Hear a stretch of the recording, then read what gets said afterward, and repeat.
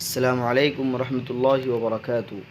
محترم ناظرین کرام، امید کرتے ہیں اب بخیر ہوں گے۔ اللہ آپ کو خیر و عافیت سے رکھے۔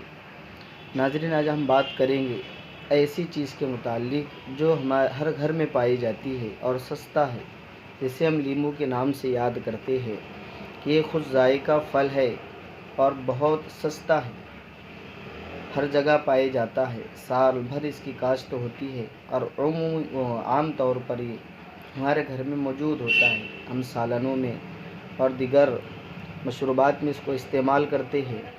تو آئیے ہم ناظرین جانتے ہیں کہ یہ ہمارے پاؤں میں زیادہ پسینہ آنے کو، یہ پریشانی کو کس طرح دور کرتا ہے، اس کا طریقہ کیا ہے۔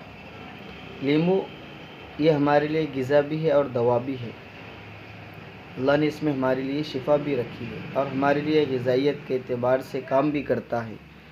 تو کہا اگر ہمارے پاؤں میں زیادہ پسینہ آتا ہو، زیادہ پسینہ آنے کی وجہ سے آدمی پریشان ہوتا ہے، اور تو اس کا علاج کیا ہے؟